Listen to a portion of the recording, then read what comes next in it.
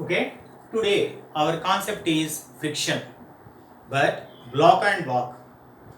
The block and block concept is somewhat difficult. It is most usable for NEET and IIT students.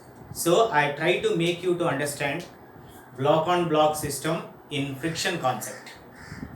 Now, so let us consider two blocks. Let us consider two blocks. A block of mass m1 is placed on the block of mass m2 like this as shown in the figure. Now m1 is the small one and m2 is the bigger one. M1 is placed over the block m2. A horizontal force F applied on the block. What is the maximum force required to move the system together? Okay, so that means if you apply the force on the block, two blocks must be in the motion with the same speed like this. That is the condition. In this situation, what we have to deal is, first one, let us consider this is some surface having the coefficient of friction mu1. This is the another surface of contact having the coefficient of friction mu2 like this.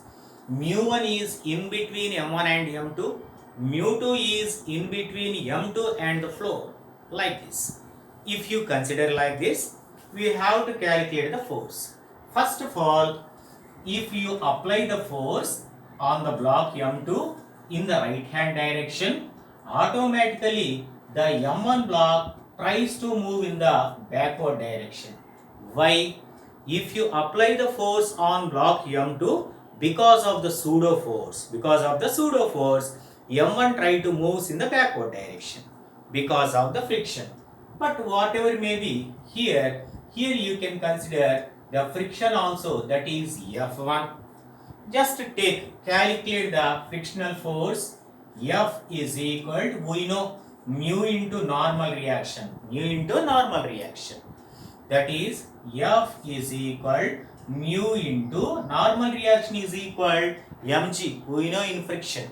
That's why mu into mg. That is m1 into g. From Newton's second law, you can write here F is equal to ma, implies ma is equal mu mg like this. Then here we are considering the m1 block, that is m1a is equal to mu m1g. Then getting cancellation, a is equal mu 1g. A is equal to mu 1g. So the acceleration has to be given to the block m1 is a is equal to mu 1g. If the acceleration is more, then the block m1 is detached. That is the thing. So this is the maximum acceleration has to be given to the block m1. If it is more, block may be slipped. That is not our aim. So here acceleration a is equal to mu 1g taken as the first equation. Then here you apply the force F on m2. Then automatically the frictional force F2 acting in the backward direction. Take the condition. What we know? Applied force minus frictional force is equal to resultant force. If the applied force is more than the frictional force, then applied force minus frictional force is equal to resultant force. That is the condition. That's why applied force is F minus frictional force F2 is equal, that is ma. Resultant force is ma. From Newton's second law, force is equal to mass into acceleration. Then F minus F2. This is a frictional force on the floor. That's why here F is equal to mu mg we know. That's why here you can write mu 2 into m1 plus m2 into g is equal, here total mass is m1 plus m2 into a, that is the acceleration. That's why F minus mu 2 g into m1 plus m2 is equal m1 plus m2 into, but what is A? A is equal to mu 1g. That's why here you can substitute mu 1g. Then this value taken right hand side implies f is equal, that is m1 plus m2 into mu 1g plus m1 plus m2 into mu 2g. Then here implies f is equal m1 plus m2 into common mu 1 plus mu 2 into g like this into g. Okay, so this is the ultimate maximum force to be applied on the block M2 so that the two blocks move together. First, I will explain very briefly. Two blocks, one placed over other. Force is applied at the lower block. What is the maximum force so that two blocks move together? Then here, first, if force is applied right hand side, the block M1 try to move in the backward direction because of the pseudo force. We know pseudo force. Then that force is equal to the frictional force F1. That's why here you can write friction F is equal to mu n. Then you can write here F1 is equal mu 1 m1g. Mu 1 m1g. Then m1a is equal to mu 1 m1g. That is nothing but from Newton's second law you can write ma. Then a is equal to mu 1g. So this is the acceleration has to be given to the block m1 so that it does not slip over the block m2. So it is maximum acceleration. If we give beyond that acceleration, the block may be slipped. They won't go together. Individually they move. The block M1 moves backward direction and M2 moves in forward direction. They get detached. That is the condition. That's why this is the first equation. But come to the lower block. If block is acted upon by the force F, then applied force minus frictional force is equal to resultant force. Then applied force minus friction is mu mg. Here we are considering both m1 and m2. Why? Because if we move the lower block, upper block also is in motion. For example, we are sitting in a bus. If bus is moved, automatically we will be in the motion along with the bus. So in this situation, we consider the both mass of the bus as well as the persons. Here also mass of m2 and m1. Like this. Applied force minus frictional force is equal to resultant force. Here also total mass is m1 plus m2 into a. Calculation. Finally we got F is equal m1 plus m2 into mu1 plus mu2 into g. This is the solution. Here I wrote one example just based on these concepts. What is our aim is we have to understand the concept as well as we have to do the numericals. Here two blocks are there. A block 1.5 kg is placed over the another block 2.5 kg. But what is the problem is the coefficient of friction at the in between the upper and lower block is 0.22.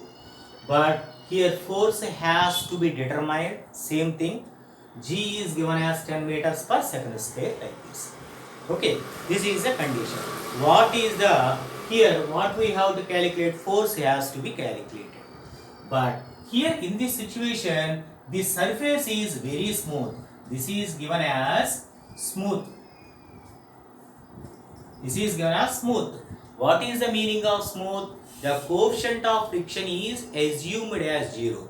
But ideally, there is no smooth surface in the universe. As we are increasing the smoothness of any system, the friction first decreases and after a particular point immediately increases rapidly. But in ideal condition, we will take for the smooth surface that is 0. So here you can take the coefficient of friction mu2 is equal to 0, mu1 is equal to 0.22. Then the force required, already content I explained, directly I am writing F is equal m1 plus m2 into mu1 plus mu2 into g. Then you can write what is m1, 1.5 plus 2.5 into 0.2 plus 0 whole into 10. That is 4 into, that is 0.2 into 10. That is 8 newtons. So the maximum force required to move the system together. Here mu2 is given, substitute mu2 instead of 0. So that is the problem. Okay, so that is we completed. Okay, one more example. This is friction concept, connected bodies as well as pulleys, both are involved here. Now here let us discuss the problem. What I am reading, the acceleration of the system shown in the given figure is g by 4 meters per second square. Acceleration is given. Now here you have to mention the acceleration A is equal g by 4 meters per second square. Then the coefficient of friction between the mass 2m and table is. Here we have to find out the friction. But what we consider is the frictionable table having some coefficient of friction. That's why that what we have to find out.